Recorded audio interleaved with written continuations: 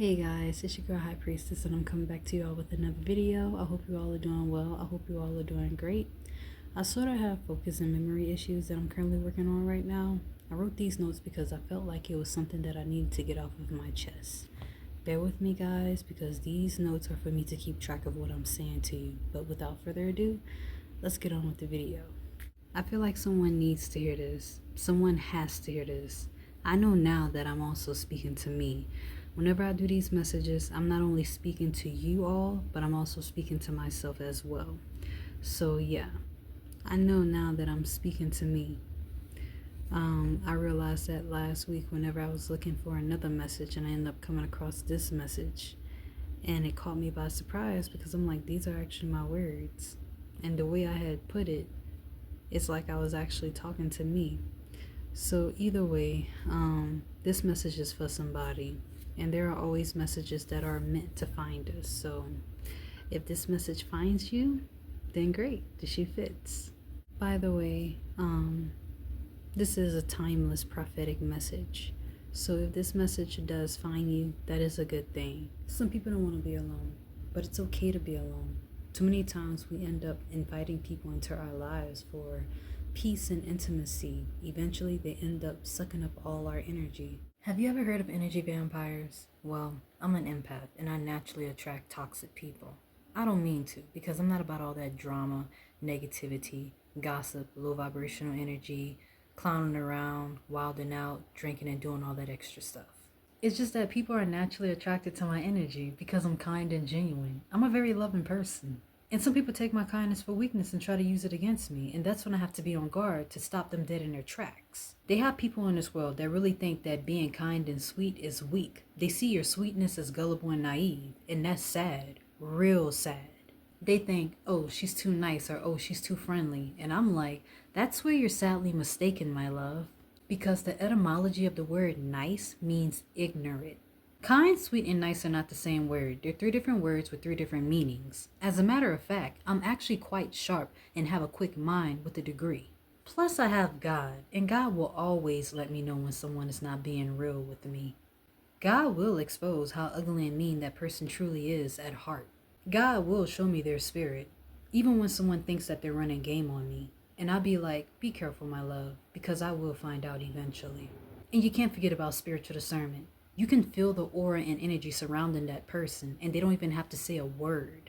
The vibe speaks louder than words. It's called intuitive. It comes naturally. So most of the time, I stay to myself because it quite frankly keeps me safe from other people's demons and negative draining energy. To feel peace and love, you have to choose you before anything else. You matter. Your well-being matters. No one else can pick you up because they're still learning how to carry themselves. Not everyone knows how to pick themselves up, so they bring you down with them. That's not where you're supposed to be. Your destination is up. The only way is up. You're on a path for a greater calling, and sometimes that doesn't involve people. Your journey, your path is for you, yourself, not no one else. In the end, all you have is Yahweh, Jesus, and yourself. So carry yourself when there is no one left. I promise you, you'll be happy that you did it. There is a time and season for everything. Notice how I said time and season and not time and place. Because if the Most High wanted that person to be your partner, person, or friend, then it would have happened naturally. You don't have to force relationships. Maybe you're in a season where you don't need friends right now. You need yourself. It's time to get in touch with yourself. Know yourself and grow yourself, mentally, spiritually, and emotionally. Again, you don't have to force any relationship with people. It'll happen naturally. If the Lord wants that person to be your romantic partner or friend, then it will be. Don't force anything with people. Because if it's for you, it'll always be for you. If that relationship is meant for you, whether it be romantic or platonic, then it won't pass you. For example, I remember there were plenty of times when I tried to force a relationship with a dude and it turned out being something that wasn't meant to be. Or when it came to having friends, I would think to myself, maybe this is going somewhere. But that person was still dealing with problems of their own and was still healing from their past friendships or past relationships that hurt them. So you have to be careful with that, because any unhealed wounds or unresolved issues that a person is still dealing with on a mental or spiritual level can spill over into your friendship and make things awkward with them. especially if they're not healed from their past. So you have to protect your peace because they may say things or do things that may offend you or hurt your feelings. And don't turn a blind eye to that. Don't excuse that behavior or accept mistreatment or disrespect from a friend or a lover.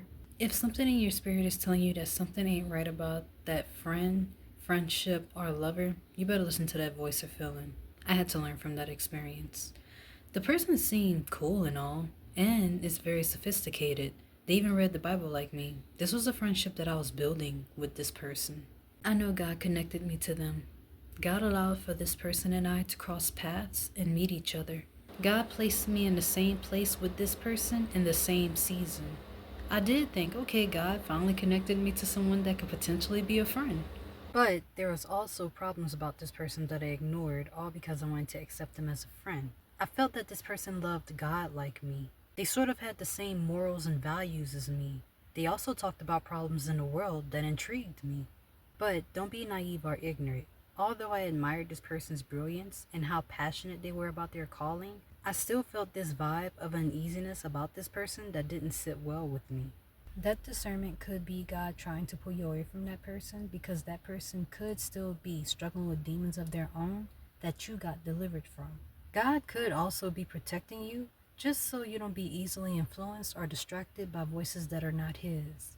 God needs you with a sound mind and not a conflicting spirit. James chapter 1 verses 6 through 8 says, "But let him ask in faith, nothing wavering. For he that wavereth is like a wave of the sea driven with the wind and tossed. For let not that man think that he shall receive anything of the Lord. A double-minded man is unstable in all his ways." God needs you to be focused and not attaching yourself to someone else's identity. Remember when I said that your path and your journey is for you? You need to know what He's instructing you to do in this season that you're in. God is getting you alone so He can prepare you. You don't need other voices in your ear, other distractions, and other people telling you what to do. He needs you in complete isolation so He can tell you what to do.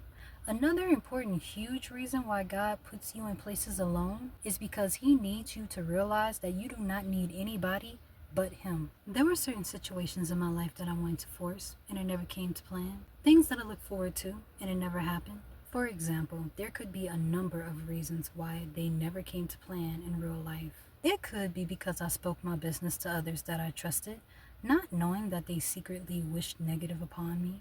It could be that it wasn't the time for me to flourish, or it wasn't the right place. Or maybe I wasn't being realistic with my goals and I never strategically strategized what I had planned for myself. All I know is that they never came to plan. There are reasons though. It could be that it's not your season.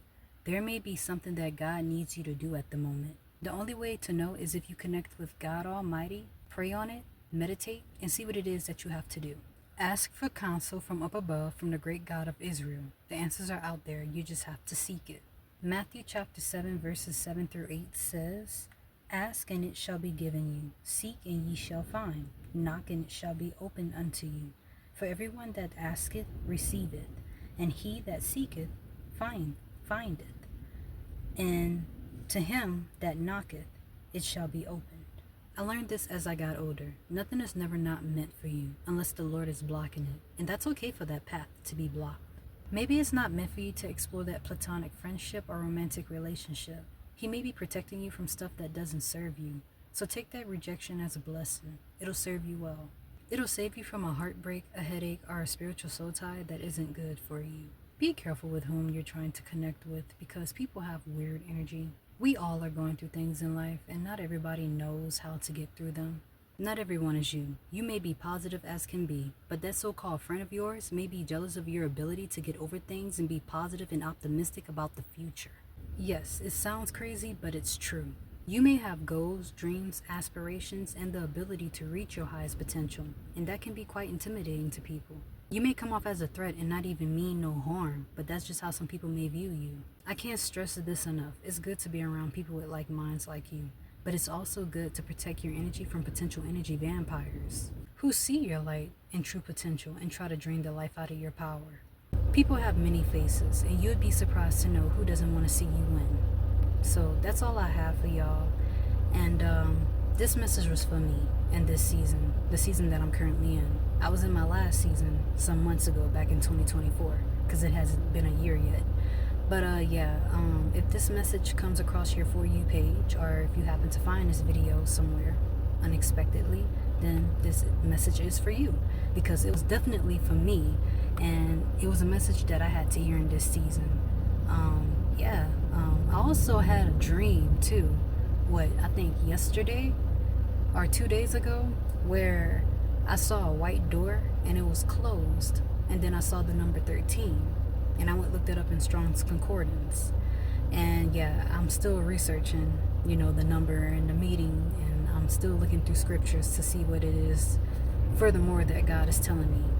But yeah, guys, it's hot in this vehicle, and I'm ready to get my sway tail out this vehicle. And it's windy. I have a dust storm. I wish I could turn my camera around and show y'all, but there's no need for all that. But as usual, I'm sending peace, love, light, and positive energy. Stay blessed.